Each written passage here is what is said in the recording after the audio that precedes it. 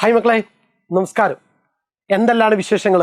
പരീക്ഷൻ്റെ മുന്നേ സാറ് പാഠഭാഗങ്ങളൊന്ന് ചുരുക്കി പറഞ്ഞു തരുമോ, ഞങ്ങൾക്ക് പെട്ടെന്ന് സെറ്റാവാനാണ് എന്നുള്ള രൂപത്തിലുള്ള കുറേ കമൻറ്റുകളൊക്കെ നമ്മുടെ ക്ലാസ് ഇതിനു മുമ്പ് ചെയ്ത വീഡിയോൻ്റെ താഴെ കാണുകയുണ്ടായി.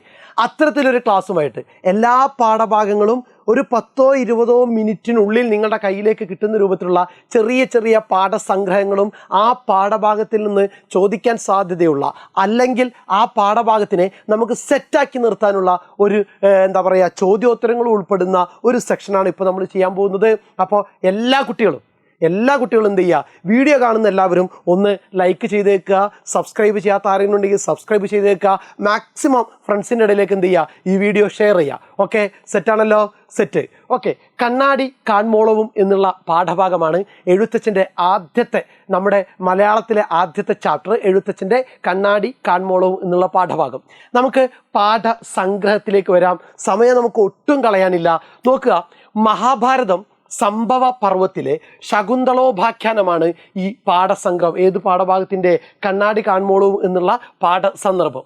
ഗാന്ധർവ വിധിപ്രകാരം തന്നെ വിവാഹം ചെയ്ത ദുഷ്യന്തൻ്റെ കൊട്ടാരത്തിലേക്ക് ശകുന്തള പുത്രനോടൊപ്പമാണ് എത്തിച്ചേരുന്നത്.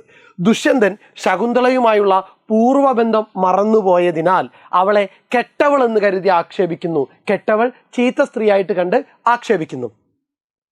ആത്മാഭിമാനത്തിന് മുറിവേറ്റ ശകുന്തള തൻ്റെ വ്യക്തിത്വം നിലനിർത്താൻ നടത്തുന്ന ശ്രമമാണ് പാഠഭാഗത്തുള്ളത്. ശകുന്തളയോടുള്ള ദുഷ്യന്തൻ്റെ ശകാര വാക്കുകളോടെയാണ് ഈ പാഠഭാഗം ആരംഭിക്കുന്നത്. ഓർമ്മയിൽ വെക്കുക, നമ്മുടെ ഉത്തരങ്ങൾക്ക് ഉപന്യാസങ്ങൾക്കൊക്കെ ആമുഖമായിട്ട് എഴുതാൻ പറ്റിയതാണ് നിങ്ങൾക്ക് ഇവിടെ തുടക്കത്തിൽ തന്നെ തന്നിരിക്കുന്ന ഈ പാരഗ്രാഫ്. മഹാഭാരതം സംഭവ പർവ്വത്തിലെ ശകുന്തളോപാഖ്യാനമാണ് പാഠസന്ദർഭം. ഗാന്ധർവ വിധിപ്രകാരം തന്നെ വിവാഹം ചെയ്ത ദുഷ്യന്തൻ്റെ കൊട്ടാരത്തിലേക്ക് ശകുന്തള പുത്രനോടൊപ്പം എത്തിച്ചേരുന്നു.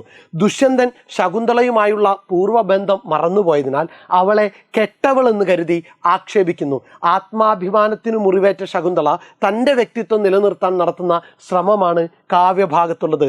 ശകുന്തളയോടുള്ള ദുഷ്യന്തൻ്റെ ശകാര വാക്കുകളോടെയാണ് നമ്മുടെ ഈ പാഠഭാഗം ആരംഭിക്കുന്നത്. എന്തെല്ലാം കാര്യങ്ങളാണ് ദുഷ്യന്തൻ പറയുന്നത് നോക്കുക. ദുഷ്യന്തൻ ശകുന്തളയെ ധാർഷ്ട്യമുള്ളവളെന്നും വഴിപിഴച്ചവളെന്നും സ്വർണ്ണാഭരണങ്ങളിലും മനോഹരമായ വസ്ത്രങ്ങളിലും മയങ്ങിപ്പോകുന്നവളെന്നും കുയിൽപ്പേടയെപ്പോലെ അന്യനാൽ വളർത്തപ്പെട്ടതുകൊണ്ട് വളർത്തുദോഷം ഉള്ളവളാണെന്നും ആക്ഷേപിക്കുന്നു. സെറ്റാണോ? ദുഷ്യന്തൻ ശകുന്തളയെ ധാർഷ്ട്യമുള്ളവളെന്നും വഴിപിഴച്ചവളെന്നും സ്വർണ്ണാഭരണങ്ങളിലും മനോഹരമായ വസ്ത്രങ്ങളിലും മയങ്ങിപ്പോകുന്നവളാണെന്നും കുയിൽപ്പേടയെപ്പോലെ അന്യനാൽ വളർത്തപ്പെട്ടതുകൊണ്ട് വളർത്തുദോഷമുള്ളവളാണെന്നും ആക്ഷേപിക്കുന്നു. ദുഷ്യന്തൻ്റെ ഇത്തരത്തിലുള്ള നിന്ദാവചനങ്ങൾ കേട്ട് ലജ്ജിതയായ ശകുന്തള തൻ്റെ ആത്മാഭിമാനവും ശ്രേഷ്ഠതയും ഉയർത്തിപ്പിടിച്ചുകൊണ്ട് പണ്ഡിതോജ്വലമായ ഭാഷയിൽ ദുഷ്യന്തന് മറുപടി കൊടുക്കുന്നു. അപ്പോൾ ദുഷ്യന്തൻ ശകുന്തളയോട് എന്തൊക്കെ പറഞ്ഞു ഓർമ്മയിൽ വെച്ചേക്കുക. ഇനി ശകുന്തള തിരിച്ചു പറയുന്ന മറുപടി അടുത്ത പോയിന്റ് അതാണ്.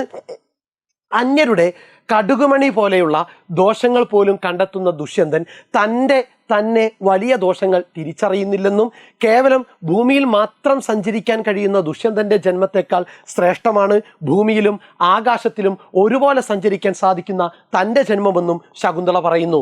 മേരുപർവ്വതവും കടുകും തമ്മിലുള്ള അന്തരം നമ്മൾ തമ്മിലുണ്ടെന്നും ഒട്ടും അറിവില്ലാത്തവനെ പോലെയാണ് ദുഷ്യന്തൻ സംസാരിക്കുന്നതെന്നും ശകുന്തള ചൂണ്ടിക്കാണിക്കുന്നു. നോക്കിക്കേ, അന്യരുടെ കടുകുമണി പോലെയുള്ള ദോഷങ്ങൾ പോലും കണ്ടെത്തുന്ന ദുഷ്യന്തൻ തന്നെ വലിയ ദോഷങ്ങൾ തിരിച്ചറിയുന്നില്ല എന്നും കേവലം ഭൂമിയിൽ മാത്രം സഞ്ചരിക്കാൻ കഴിയുന്ന ദുഷ്യന്തൻ്റെ ജന്മത്തേക്കാൾ ശ്രേഷ്ഠമാണ് ഭൂമിയിലും ആകാശത്തിലും ഒരുപോലെ സഞ്ചരിക്കാൻ സാധിക്കുന്ന തൻ്റെ ജന്മമെന്നും ശകുന്തള പറയുന്നു. ശകുന്തളക്ക് എന്തുകൊണ്ട് ആകാശത്തിൽ സഞ്ചരിക്കാൻ കഴിയുന്നത്? പാതി അപ്സരസിൻ്റെയും പാതി മനുഷ്യൻ്റെയും ജന്മമാണ് ആര്? ശകുന്തള. അമ്മ ആരായിരുന്നു? മേനകയും. അച്ഛനാരായിരുന്നു? വസിഷ്ഠ മഹർഷിയുമായിരുന്നു. മേരുപർവ്വതവും കടുകും തമ്മിലുള്ള അന്തരം നമ്മൾ തമ്മിലുണ്ടെന്നും ഒട്ടും അറിവില്ലാത്തവനെ പോലെയാണ് ദുഷ്യന്തൻ സംസാരിക്കുന്നതെന്നും ശകുന്തള ചൂണ്ടിക്കാണിക്കുന്നു. സെറ്റ്. തുടർന്ന് ശകുന്തള സജ്ജനങ്ങളും ദുർജനങ്ങളും തമ്മിലുള്ള വ്യത്യാസത്തെക്കുറിച്ച് വളരെ തത്വചിന്താത്മകമായിട്ട് സംസാരിക്കുന്നു. എന്തൊക്കെ പറയുന്നത്? സ്വന്തം വൈരൂപ്യം തിരിച്ചറിയാത്ത ദുർജനങ്ങൾ എപ്പോഴും മറ്റുള്ളവരുടെ കുറ്റങ്ങൾ പറഞ്ഞു നടക്കുകയും സ്വന്തം കുറ്റങ്ങൾ തിരിച്ചറിയുകയുമില്ലെന്നും സജ്ജനങ്ങൾ മറ്റുള്ളവരുടെ കുറ്റങ്ങൾ കണ്ടെത്തി നിന്ദിക്കുകയില്ല എന്നും ശകുന്തള പറയുന്നു. തെളിഞ്ഞ വെള്ളത്തിൽ കുളിച്ചാലും വീണ്ടും മണ്ണിൽ കുളിച്ച് സന്തോഷം കണ്ടെത്തുന്ന മതയാനയെ പോലെയാണ് നല്ല ആളുകളെ നിന്ദിച്ച് സന്തോഷം കണ്ടെത്തുന്ന ദുർജനങ്ങൾ എന്നും ശകുന്തള ചൂണ്ടിക്കാണിക്കുന്നു. ഓർമ്മയിൽ വെക്കുക. തുടർന്ന് ശകുന്തള സജ്ജനങ്ങളും ദുർജനങ്ങളും തമ്മിലുള്ള വ്യത്യാസത്തെക്കുറിച്ച് വളരെ തത്വചിന്താത്മകമായിട്ട് സംസാരിക്കുന്നു. സ്വന്തം വൈരൂപ്യം തിരിച്ചറിയാത്ത ദുർജനങ്ങൾ എപ്പോഴും മറ്റുള്ളവരുടെ കുറ്റങ്ങൾ പറഞ്ഞു നടക്കും, എന്നാൽ സ്വന്തം കുറ്റങ്ങൾ തിരിച്ചറിയുകയുമില്ല. സജ്ജനങ്ങളാകട്ടെ മറ്റുള്ളവരുടെ കുറ്റങ്ങൾ കണ്ടെത്തി നിന്ദിക്കുകയില്ലെന്നും ശകുന്തള പറയുന്നു. തെളിഞ്ഞ വെള്ളത്തിൽ കുളിച്ചാലും വീണ്ടും മണ്ണിൽ കുളിച്ച് സന്തോഷം കണ്ടെത്തുന്ന മതയാനയെ പോലെയാണ് നല്ല ആളുകളെ നിന്ദിച്ച് സന്തോഷം കണ്ടെത്തുന്ന ദുർജനങ്ങൾ എന്നും ശകുന്തള ചൂണ്ടിക്കാട്ടുന്നു.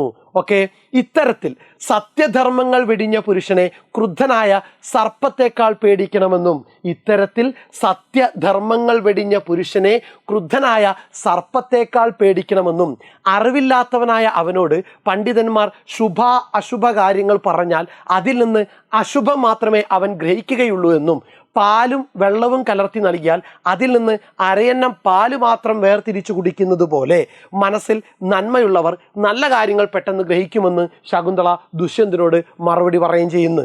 എന്തൊക്കെ കാര്യങ്ങൾ പറഞ്ഞു ഓർമ്മയിലുണ്ടാവണം. സ്ത്രീത്വത്തെ അപമാനിച്ച ദുഷ്യന്തനോട് ശകുന്തള ഇപ്രകാരം പറയുന്ന സമയത്ത് ആകാശത്ത് നിന്ന് ഒരു അശരീരി ഉണ്ടാവുകയും ദേവസ്ത്രീ സമയായ ശകുന്തളയെയും സ്വന്തം പുത്രനെയും സ്വീകരിക്കാൻ ദുഷ്യന്തനോട് ആവശ്യപ്പെടുകയും ചെയ്യുന്നു. രാജ്യഭരണം വൈകാതെ മകനെ ഏൽപ്പിക്കണമെന്നും മകൻ ഭരതൻ എന്ന പേരിൽ പ്രസിദ്ധനായി തീരുമെന്നും അശരീരിയിൽ പറയുന്നു. ദേവന്മാരുടെ വാക്കുകൾ ദുഷ്യന്തൻ ശിരസാവഹിക്കുന്നു. തുടർന്ന് ശകുന്തള ഭർത്താവിനോടൊപ്പം സന്തോഷപൂർവ്വം കഴിയുന്നു. ഇതായിരുന്നു നമ്മുടെ പാഠഭാഗം. സെറ്റാണല്ലോ? സെറ്റ്. ഇനി ചോദ്യോത്തരത്തിലേക്ക് വരാം. തൻ്റെ കൊട്ടാരത്തിൽ എത്തിച്ചേർന്ന ശകുന്തളയെ ദുഷ്യന്തൻ എപ്രകാരമെല്ലാമാണ് അധിക്ഷേപിച്ചത്? അരപ്പുറമാണ് എഴുതേണ്ടത്. 4 മാർക്കിൻ്റെ ചോദ്യമാണ്. തൻ്റെ കൊട്ടാരത്തിൽ എത്തിച്ചേർന്ന ശകുന്തളയെ ദുഷ്യന്തൻ എപ്രകാരമെല്ലാമാണ് അധിക്ഷേപിച്ചത്? സ്ത്രീകളെ മൊത്തം അധിക്ഷേപിക്കുന്ന വാക്കുകളാണ് ശകുന്തളക്ക് ദുഷ്യന്തനിൽ നിന്ന് നേരിടേണ്ടി വരുന്നത്. പോയിന്റാണ്, നിങ്ങൾ പോയിന്റാക്കി എഴുതരുത്, പാരഗ്രാഫിലേക്ക് കൊണ്ടുവരിക. സ്ത്രീകളെ മൊത്തം അധിക്ഷേപിക്കുന്ന വാക്കുകളാണ് ശകുന്തളക്ക് ദുഷ്യന്തനിൽ നിന്ന് നേരിടേണ്ടി വന്നത്. എന്താണ്? സ്ത്രീകൾ പൊതുവെ ഇല്ലാത്ത വലുപ്പം ഭാവിക്കുന്ന അഹങ്കാരികളാണെന്നും ശകുന്തളയും അത്തരക്കാരിയാണെന്നും ദുഷ്യന്തൻ ആരോപിക്കുന്നു. വഴി പിഴച്ചവളായ ശകുന്തള കുലസ്ത്രീ എന്ന് നടിക്കുന്നവളാണെന്നും ദുഷ്യന്തൻ കുറ്റപ്പെടുത്തുന്നു. സ്വർണ്ണാഭരണങ്ങളിലും മനോഹര വസ്ത്രങ്ങളിലും ആസക്തിയുള്ള ശകുന്തള അത് നേടാൻ വേണ്ടിയാണ് കൊട്ടാരത്തിൽ കളവ് പറഞ്ഞ് എത്തിച്ചേർന്നതെന്ന് ദുഷ്യന്തൻ ആക്ഷേപിക്കുന്നു. കുയിൽപ്പേടയെപ്പോലെ അന്യനാൽ വളർത്തപ്പെട്ടവളാണ് ശകുന്തള എന്നും അതുകൊണ്ട് അവളിൽ വളർത്തുദോഷവും ദുഷ്യന്തൻ ആരോപിക്കുന്നുണ്ട്. ഓക്കെ, അപ്പോൾ എന്തെല്ലാം കുറ്റങ്ങളാണ് കണ്ടെത്തിയത്? സ്ത്രീകളെ മൊത്തം അധിക്ഷേപിക്കുന്ന വാക്കുകളാണ് ശകുന്തളക്ക് ദുഷ്യന്തനിൽ നിന്ന് നേരിടേണ്ടി വന്നത്. സ്ത്രീകൾ പൊതുവെ ഇല്ലാത്ത വലുപ്പം ഭാവിക്കുന്ന അഹങ്കാരികളാണെന്നും ശകുന്തളയും അത്തരക്കാരിയാണെന്നും ദുഷ്യന്തൻ ആരോപിക്കുന്നു. വഴി പിഴച്ചവളായ ശകുന്തള കുലസ്ത്രീ എന്ന് നടിക്കുന്നവളാണെന്നും ദുഷ്യന്തൻ കുറ്റപ്പെടുത്തുന്നു. സ്വർണ്ണാഭരണങ്ങളിലും മനോഹര വസ്ത്രങ്ങളിലും ആസക്തിയുള്ള ശകുന്തള അത് നേടാൻ വേണ്ടിയാണ് കൊട്ടാരത്തിൽ കളവ് പറഞ്ഞ് എത്തിച്ചേർന്നതെന്ന് ദുഷ്യന്തൻ ആക്ഷേപിക്കുന്നു. കുയിൽപ്പേടയെപ്പോലെ അന്യനാൽ വളർത്തപ്പെട്ടവളാണ് ശകുന്തള എന്നും അതുകൊണ്ട് അവളിൽ വളർത്തുദോഷവും ദുഷ്യന്തൻ എന്ത് ചെയ്യുന്നു? കണ്ടെത്തുന്നു. സെറ്റാണല്ലോ? മനസ്സിനകത്തേക്ക് പതിഞ്ഞല്ലോ. ദെൻ അടുത്ത ചോദ്യത്തിലേക്ക് വരിക. തന്നെ അധിക്ഷേപിക്കുന്ന ദുഷ്യന്തനോടുള്ള പ്രതികരണമായി ശകുന്തള പറയുന്ന ലോക തത്വങ്ങൾ വിശദമാക്കുക. തന്നെ അധിക്ഷേപിക്കുന്ന ദുഷ്യന്തനോടുള്ള പ്രതികരണമായി ശകുന്തള പറയുന്ന ലോക തത്വങ്ങൾ വിശദമാക്കുക. എന്തൊക്കെയാണ്? പണ്ഡിതന്മാരായ ആളുകൾ പോലും അന്യരുടെ കടുകുമണി പോലത്തെ ദോഷങ്ങൾ ഉടനെ കണ്ടെത്തുകയും സ്വന്തം ദോഷങ്ങൾ തിരിച്ചറിയുകയും ചെയ്യുന്നില്ല. നോക്കുക, ആദ്യത്തെ പോയിന്റ്, പണ്ഡിതന്മാരായ ആളുകൾ പോലും അന്യരുടെ കടുകുമണി പോലത്തെ ദോഷങ്ങൾ ഉടനെ കണ്ടെത്തുകയും വലുതായ സ്വന്തം ദോഷങ്ങൾ തിരിച്ചറിയുകയും ചെയ്യുന്നില്ല. സ്വന്തം മുഖം കണ്ണാടിയിൽ കാണുന്നതുവരെ അത് ഭംഗിയുള്ളതാണെന്ന് വിചാരിക്കുന്ന വിരൂപന്മാർ സ്വന്തം കുറ്റങ്ങൾ തിരിച്ചറിയാതെ മറ്റുള്ളവരുടെ കുറ്റങ്ങൾ പറഞ്ഞടക്കും. കുറവുകളില്ലാത്തവർ മറ്റുള്ളവരുടെ കുറ്റങ്ങൾ കണ്ടെത്തി നിന്ദിക്കുകയില്ല.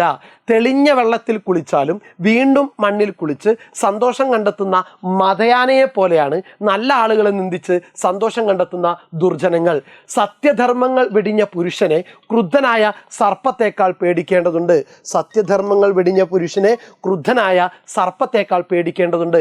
അറിവില്ലാത്തവനായ അവനോട് പണ്ഡിതന്മാർ ശുഭാശുഭ കാര്യങ്ങൾ പറഞ്ഞാൽ അതിൽ നിന്ന് അശുഭം മാത്രമേ അവൻ ഗ്രഹിക്കുകയുള്ളൂ. അറിവില്ലാത്തവനായ അവനോട് പണ്ഡിതന്മാർ ശുഭാശുഭ കാര്യങ്ങൾ പറഞ്ഞാൽ അതിൽ നിന്ന് അശുഭം മാത്രമേ അവൻ ഗ്രഹിക്കുകയുള്ളൂ. പാലും വെള്ളവും കലർത്തി നൽകിയാൽ അതിൽ നിന്ന് അരയന്നം പാല് മാത്രം കുടിക്കുന്നത് പോലെ മനസ്സിൽ നന്മയുള്ളവർ നല്ല കാര്യങ്ങൾ പെട്ടെന്ന് ഗ്രഹിക്കും. പാലും വെള്ളവും കലർത്തി നൽകിയാൽ അതിൽ നിന്ന് അരയന്നം പാല് മാത്രം കുടിക്കുന്നത് പോലെ മനസ്സിൽ നന്മയുള്ളവർ നല്ല കാര്യങ്ങൾ പെട്ടെന്ന് ഗ്രഹിക്കും. സെറ്റാണല്ലോ? ഈ പാഠഭാഗത്തിൻ്റെ പ്രധാനപ്പെട്ട ആശയവും ഈ പാഠഭാഗത്തിൽ നിന്ന് ചോദിക്കാൻ സാധ്യതയുള്ള പ്രധാനപ്പെട്ട 2 ചോദ്യങ്ങളും നമ്മളിവിടെ ഡിസ്കസ് ചെയ്ത് കഴിഞ്ഞു. കൃത്യമായിട്ട് ക്ലാസ് കേൾക്കുക. സെറ്റായിട്ടെങ്കിൽ ഒറ്റ തവണ കൂടി കേൾക്കുക. നമ്മുടെ ആദ്യം പറഞ്ഞ പാഠസംഗ്രഹം പരമാവധി നമ്മുടെ പരീക്ഷകൾക്ക് വേണ്ട ഉപന്യാസങ്ങൾക്ക് ഉപകാരപ്പെടുന്ന രൂപത്തിലാണ് മാഷ് തയ്യാറാക്കി വെച്ചിരിക്കുന്നത്. അപ്പം മക്കളുടെ സപ്പോർട്ട് മാഷ് പ്രതീക്ഷിക്കുന്നുണ്ട്. ക്ലാസ് കാണുന്ന എല്ലാവരും എന്ത് ചെയ്യുക? ലൈക്ക് ചെയ്തേക്കുക. സബ്സ്ക്രൈബ് ചെയ്യാത്തവരുണ്ടെങ്കിൽ സബ്സ്ക്രൈബ് ചെയ്യുക. മാക്സിമം നിങ്ങളുടെ ക്ലാസ് ഗ്രൂപ്പുകളിൽ എന്ത് ചെയ്യുക? ഈ വീഡിയോ ഒക്കെ ഒന്ന് ഷെയർ ചെയ്യുക. ഓക്കെ, സെറ്റാണല്ലോ? Thank U.